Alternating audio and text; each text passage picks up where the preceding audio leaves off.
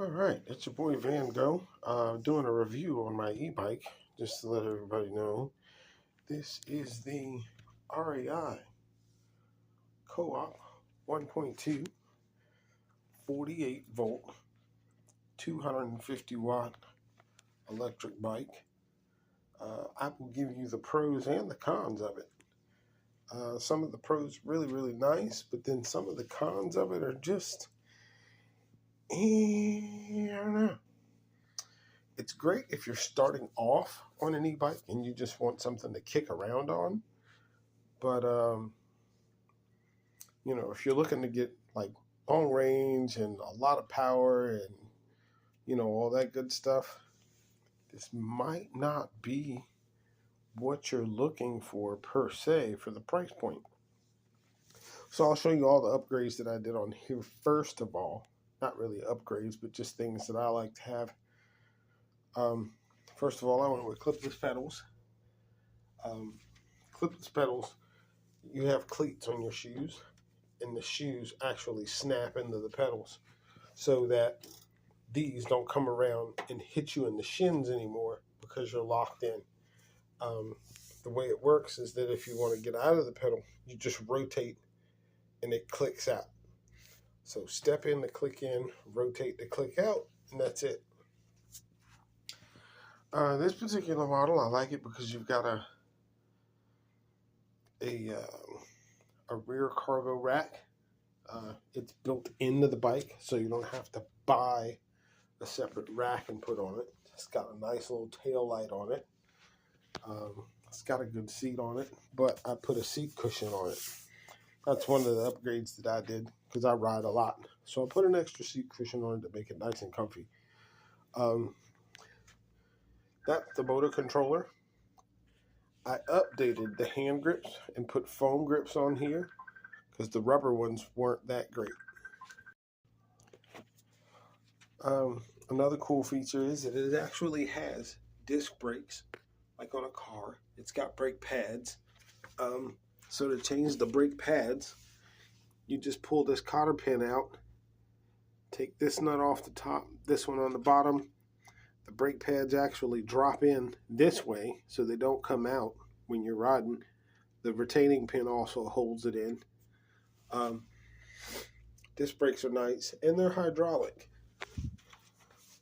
So this is the master cylinder. You fill these up with mineral oil. You have to bleed them just like you do on a car. 7-speed shifter, Olivio, has a bell on it.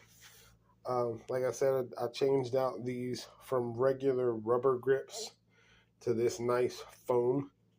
That way it doesn't wear my hands out, so they could have done a better job on the grips. I do like the stem because it's adjustable. You can make this higher or lower, like you can rock it this way or this way. You can rotate these handlebars forward a little bit more. If you've got longer arms or shorter arms, you can pull it towards you. So that's kind of a cool feature.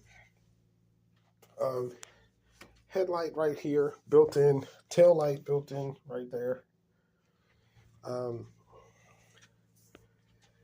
3 places for bottle cages.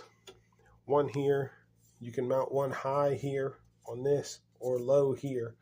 So you can put another bottle cage here and then one on that side. So 3 bottle cages is nice. So plenty of water you can carry. I've got a backup light right here. The reason why I have the backup light is because when you turn this headlight on, I'll turn the system on now so you can see what I'm talking about.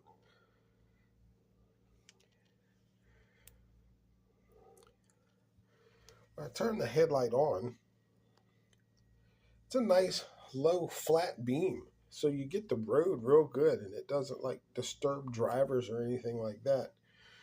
But this runs off of your battery. So at night, your range reduces by a lot because now you're using light and battery for the motor.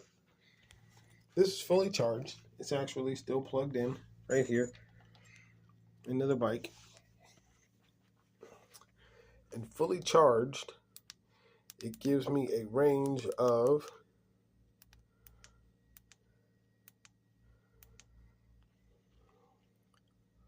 40 miles. That's on pedal assist 1. 39 miles. You see how fast that went down? So I dropped a mile already just by having the light on. If I go up to the max pedal assist, which is like 3 that I have it set for, and I start going up hills, I'm down to like 20 miles. So with the light on, that's probably only going to be about 15, 16 miles. They advertise this for 50 miles. I don't see that happening.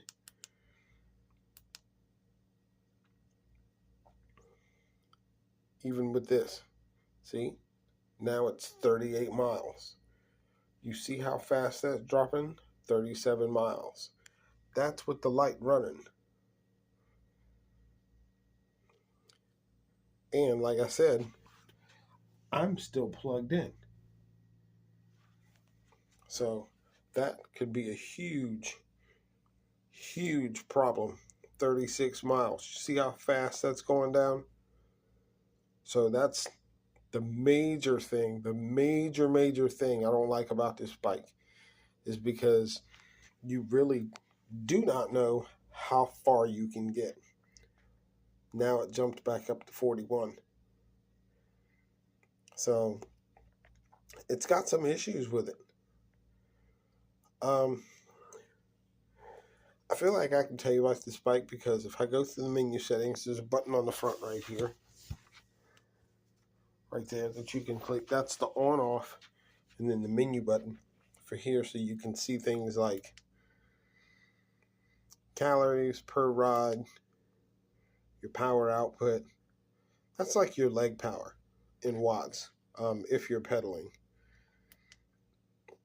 Time, that's how many minutes I've spent on this bike. 2,512 minutes riding on this particular bike.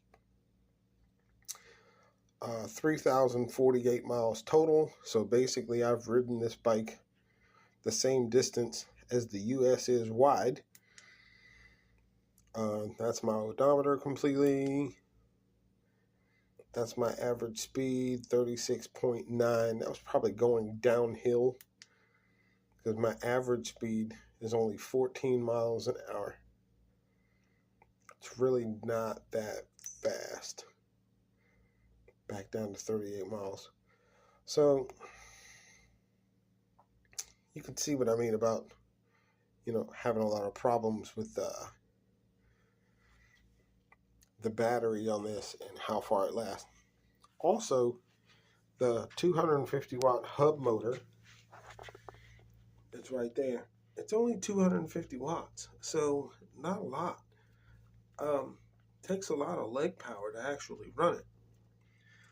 I will say that the tires are really, really good on this. They're more like a street tire. They do good in wet weather. It hasn't snowed, and I haven't taken it off-road. Like, I've ridden it on hard pack, like hard gravel, compressed dirt, stuff like that. It does fairly well there.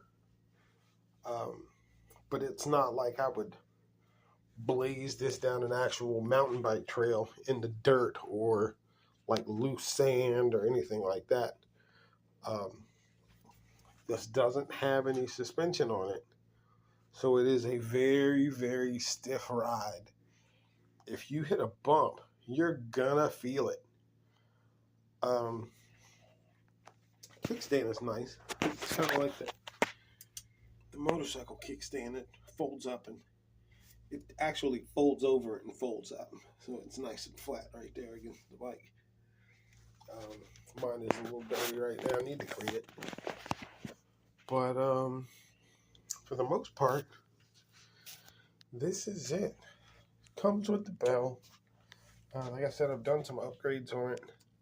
My phone rack right here, I actually picked it up from Walmart. It's really, really good. It's really, really sturdy. It holds a wide phone.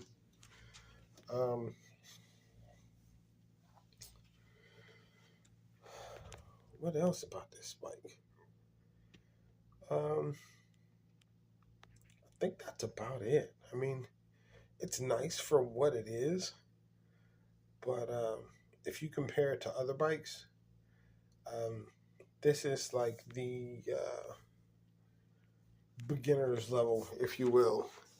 If you would compare this to like radios, this would be comparable to like the blister pack kids radios that they sell at Walmart, um, versus like, you know, an actual radio station that could broadcast and you can listen to and that you do on your own, and you know, set up all that good stuff. Um, and they do have those bikes for right around the same price point as this one. So I'm a little bit upset. Um, this came in at right at like $1,700. Um, and I've seen some models right now for $1,700 that have dual motors, that are right at 1,500 to 2,000 watts. So, you know, I think REI missed the mark on this one. Um, so that's kind of my review. You know, seat post goes up and down. Um, you can see here, that's your height range, how tall you can be to ride it. So it's got a wide range on it. Like I can drop the seat all the way down to this mark right here and then bring it all the way up for there. I'm 6'1", which is why the seat is so high. But if you're 5 foot or even shorter, you can drop this down all the way to here and still be fine. Like I said, these, you can even rotate those backwards. This handlebar, you can even rotate this backwards towards you so that you can, you know, reach it if you've got shorter arms. So I do like the adjustability of the stem. That's awesome. The 3 bottle cages, that's fantastic. And another thing I do like about it, one of the big pros is that the tires aren't that wide. So, like if I wanted to put this on a bike rack, like on the city buses or whatever, these tires are actually slim enough to fit in that track